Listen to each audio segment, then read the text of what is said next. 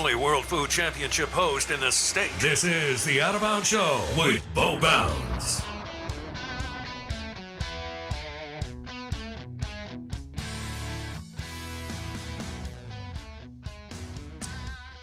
All right. We are the Out of Bounds Show. ESPN 105.9 The Zone. Streaming live on the Out of Bounds radio app. We would love for you to check out our Facebook page. That's right. We're on the Book of Face. Facebook. Search the Out of Bounds Show. And also our podcast on Apple Podcast. Search the Out of Bounds Show. Would love for you to subscribe there. And YouTube. We're rolling YouTube now, aren't we? Good. You can watch the show right now. And YouTube.com or the YouTube app and search Out of Bounds Sports. That's Out of Bounds Sports on YouTube. We are streaming live on the Out of Bounds radio app. The show is brought to you by the Charbroiled Oysters at Drago's Seafood Restaurant and Oyster Bar on the property of the Hilton Jackson on County Line Road. You're listening to ESPN 105.9 The Zone, and we welcome in Coach Mike Bianco, head coach of the Ole Miss Rebels. He joins us on the Dos Equis guest line. Coach, before we get into what all's going on with Ole Miss baseball, one of your former teammates cracks me up, Ben McDonald, and he has been wildly successful. A lot of people up. I bet, man, and I know you've known him for a long time, but I mean, first of all, he does a great job as a baseball broadcaster, but also an ambassador for the SEC. Do you have a Ben McDonald story that you always share, maybe when people talk to you about your former teammate? I really don't, but it's authentic. I mean, what you see on social media, what you see on TV is really him, and probably the biggest compliment I could give him. Everybody knows what a great pitcher he was back in the day, and just a tremendous athlete. A lot of people don't know that he actually played both football and basketball. His freshman year, he was like the sixth man or so on a team that made it to the Elite Eight, I believe, 86 at LSU, but then gave up the basketball just because, basketball's tough to play, runs into baseball so much, and then ended up being, the first pick in the first round. And, unfortunately, had a solid major league career, but would have, arguably had a great, major league career, just, sidelined by, several injuries. No question. I think, the thing is he's always been, who you see, a guy that had a lot of fun, a guy that, could laugh at himself, a guy that enjoyed, being around, a great teammate when he wasn't pitching. He was, always rooting for everybody. Just a really good guy. I had no idea that Ben McDonald played for Dale Brown too while he was at LSU. That is incredible, Coach. Yeah, he was a terrific basketball player. And, in 1989, when he got drafted, and he was a junior, I was a senior catcher, there was a big article on him in Sports Illustrated, and in there he's palming a basketball, on one side, and on the other side he's holding 7 baseballs in, one bare hand.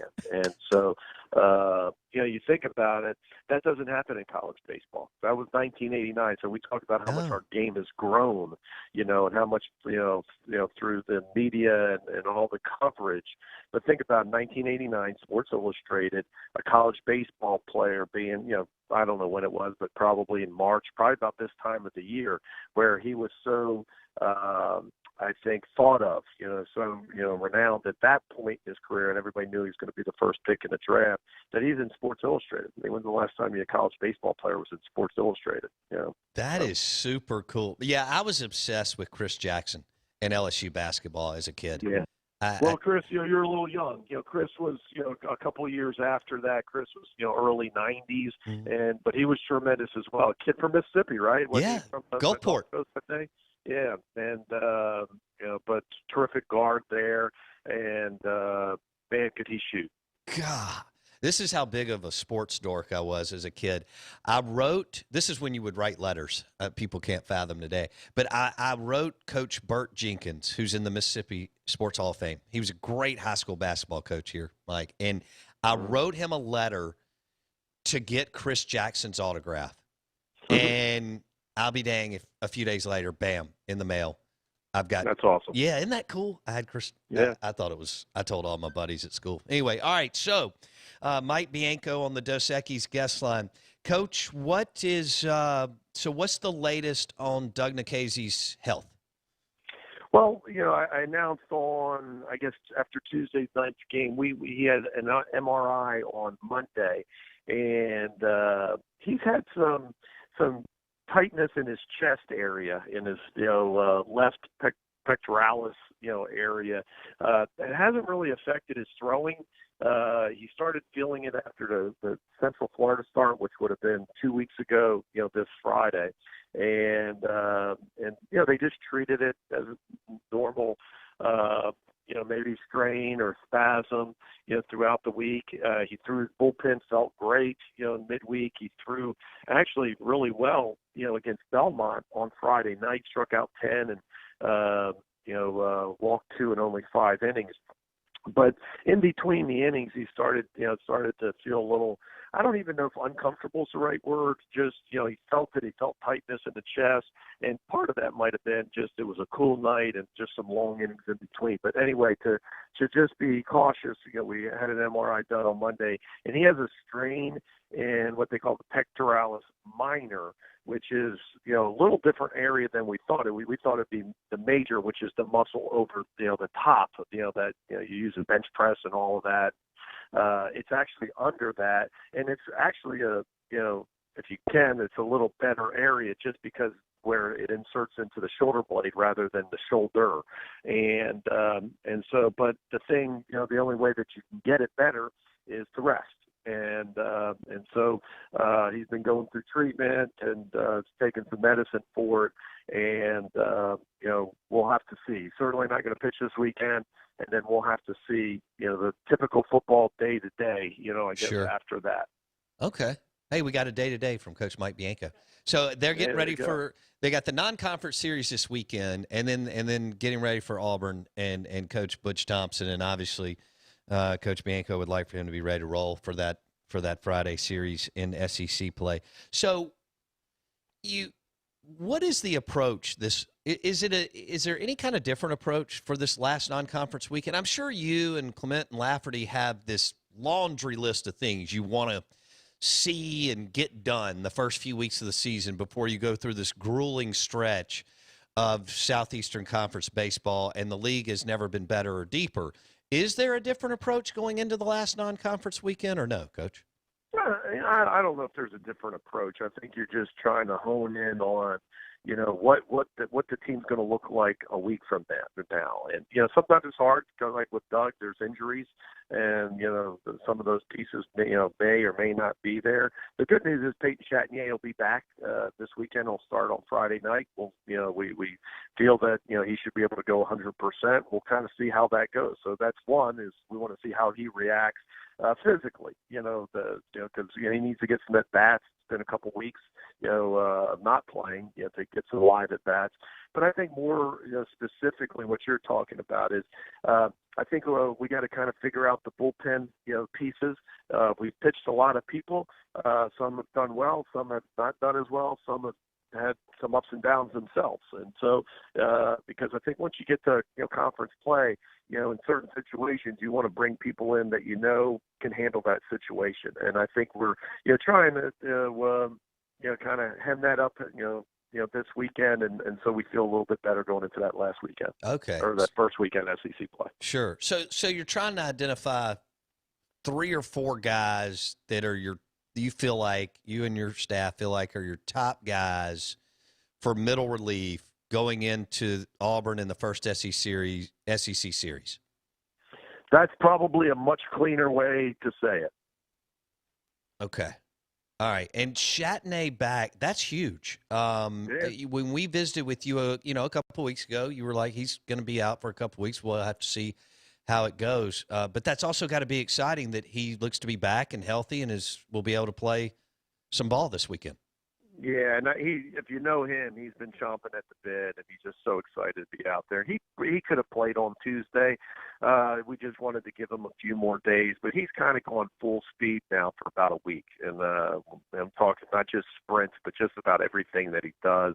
He's done it in practice, and so there's no restraints to him. But you also want to see how he responds. And so no, that's a huge addition to the lineup.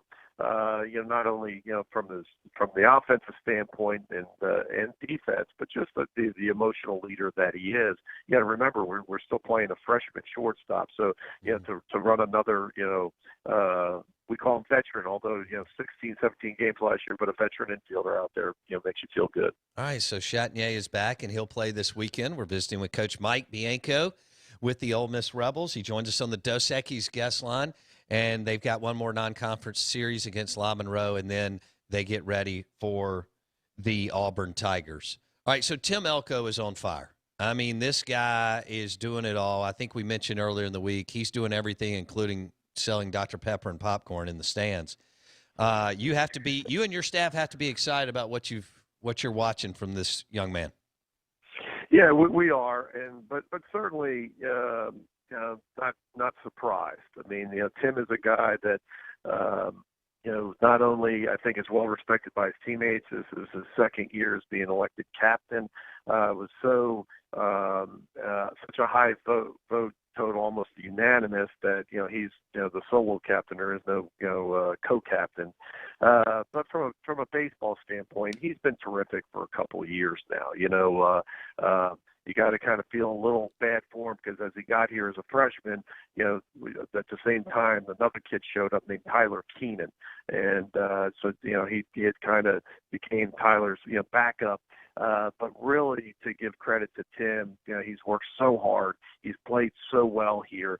Just unfortunately, a lot of the Ole Miss fans didn't get to see it because we didn't have a season last year. And the short season that we had, he was terrific, hitting 340, 350. I think he had 3 or 4 home runs. And the 2 summers before that, he was all Northwoods League and played terrific. He's played great for us for like 3 falls in a row. There's nothing he hasn't done over the last couple of years. And, so when he gets off to maybe a slow start in the first 4 or 5 games, I know, some people are, hey, what's wrong, or pressing the panic button. But I think we felt pretty confident that it was only a matter of time before you'd see numbers like this. He's playing great baseball. He is Mike Bianco on the Out of Bounds show.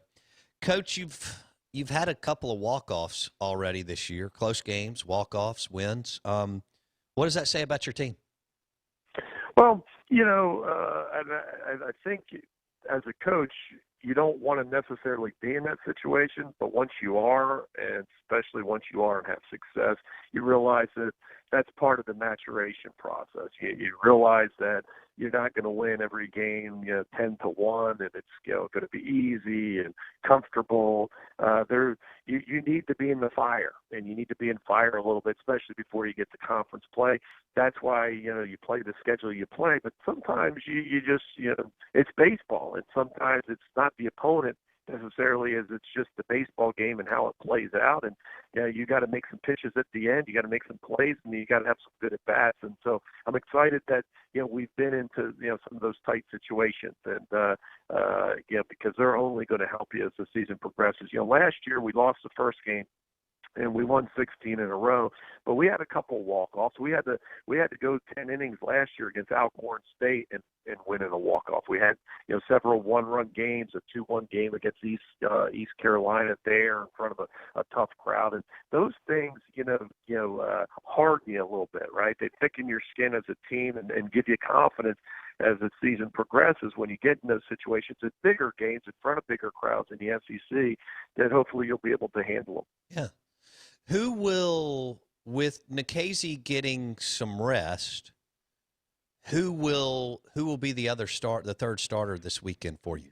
Drew McDaniel. So we'll go Hoagland, McDaniel, Diamond, to leave Diamond in his spot on Sunday.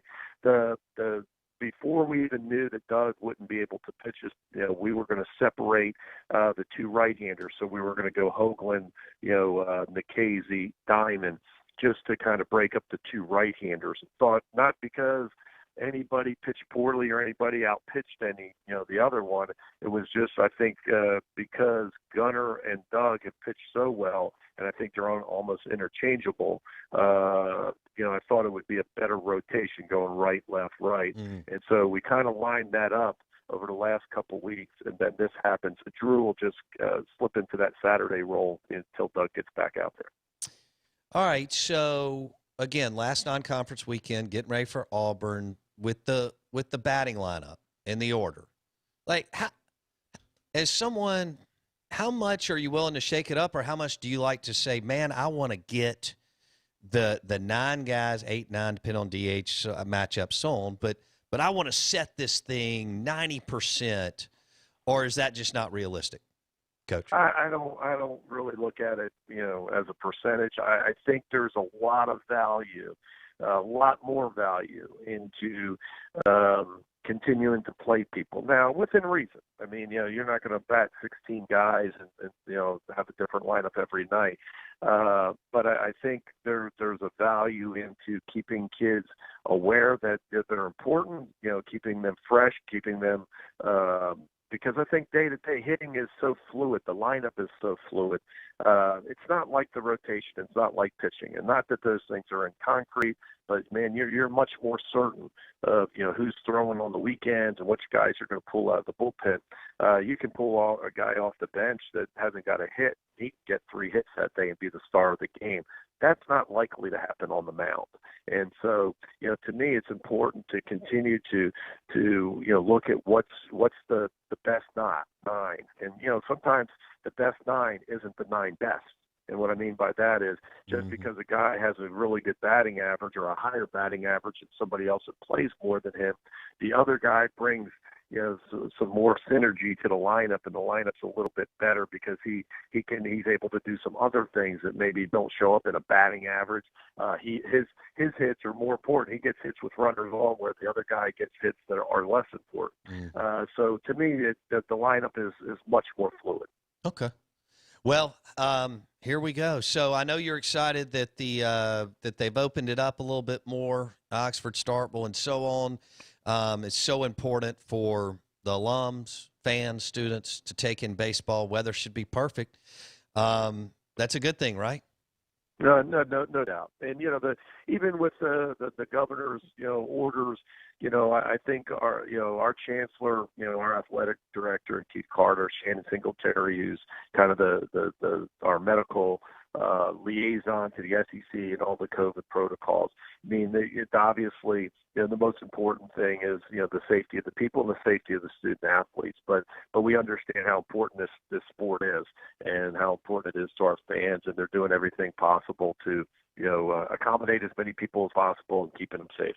Exciting weekend at Swayze. He is Mike Bianco on the Dos Equis guest line. Coach, thanks so much for your time today. Appreciate it. Thanks for having me. Enjoyed it.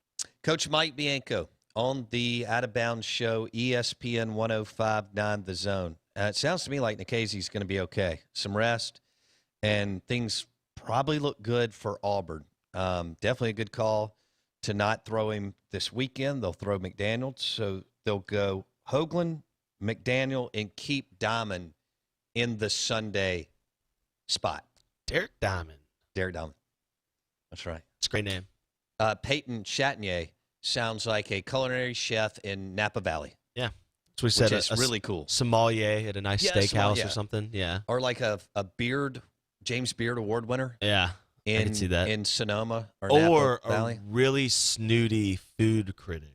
Okay. Like on the Food Channel? Yeah. Well, no, I was thinking more like in print. See, like the Food Channel's less. I think they're a little bit more approachable. I think the print, it's still the print, and this works in anything, right? Yeah. The print media is always the ones that are a stickler for the old hoity-toity way. I got you. So Nikhazy will not throw this weekend, and he'll throw. Well, we'll see. He may or may not throw against Auburn. If I had to bet, I'd say he will, but pitchers are weird, man. They are. It's just Bednar, everybody's kind of in this. What's going on? But he seems to – Lamonis and Foxhall are starting to ramp him up. Yeah. And he's going to throw some this weekend. And then not as a starter. Yeah. But at some point. Mid-relief. Yeah. And then they're hoping to have him ready by LSU. Yeah, and, it's just so interesting. The human body's not designed to throw a baseball. And so we just – it's like you're playing on a tick more than even football sometimes to an extent. You play as a pitcher, you're playing with a ticking time bomb. You just don't know what's going to happen when that could cause as Sarantola has shown you, if everything is not right in place perfectly together when you throw that baseball, you don't know where it's going. Right. And so it's a weird sport. So man. Having said that, was Nolan Ryan really not a real person and he's an alien? Yeah, or Randy Johnson. I think of Randy Johnson. I mean, he was one of the last to really throw long innings. Yeah. And throw hard. Right. Yeah. Yeah. There's no doubt that the way baseball was played previously to the way it is now is a remarkable feat. Yes. That some of these guys, the fact that Nolan Ryan threw a baseball as well as he did to the age that he did, true, is so Tom Brady-ish. True. That it really doesn't make sense. Yeah. Yeah. Let's switch gears here. It is game day. Mississippi State happens to be in the Tito's Vodka Bloody Mary game this morning. I know most of you don't know, but the SEC basketball tournament's underway in Nashville. And 1 hour. We've got the bookend games. Yep. So Mississippi State plays the first game at 11 a.m., and Ole Miss may not tip till like 12:30 tonight. But they're the last game of the night. So Mississippi State plays Kentucky, and Kentucky's playing better, but they're not good. And they're definitely not powerhouse. By the way, Duke is out of the ACC tournament after COVID. A positive. Yep. Yeah, after a positive. Literally COVID just test. came across the Twitters. Okay. All right. So Duke out of ACC tournament after positive COVID-19 result within the program. They were scheduled to play Florida State. So this will be their first missing of the tournament in what? I don't even know how long. I have to look that up. Yeah. Did Krzyzewski miss it in the 90s when he had back surgery one year? I remember that his wife basically threw the gauntlet down on him. Jim Valvano had died of cancer, and Krzyzewski had been complaining about his back for some time and wouldn't go. And he ended up having back surgery. And I don't think Duke made it that year, but I may be wrong. I don't even remember who stepped in as an interim at that point. I don't think it was Quinn Snyder. I don't think he was quite of age yet to maybe make that. But I would think he's made just about every one since like 84 or something. Ooh, from what I can tell, they haven't missed one since 77. Okay. I'm looking at. Oh, no. 95. They missed it in 95. That's his back surgery. That's it, 95. John Feinstein wrote about it in his book. Feinstein, who was a Duke alum, too. Incredible. All right. Good show today, man. Let's do this. How about some pizza from Sal and Mookie's for lunch in Fondren or Madison? How about charbroiled oysters from Drago's Seafood Restaurant and Oyster Bar, maybe a little seafood gumbo? Or Philly cheesesteak sandwich or wings from Roosevelt's at Live Oaks Golf Club. And if you're in Stark Vegas this weekend, street tacos, wings, and ice-cold Coors Light at Two Brothers Smoked Meats in the historic Cotton District. Thanks for listening to the show. Out of Bounds. Please hit the podcast. Apple Podcasts. Search the Out of Bounds show. We'll see you tomorrow.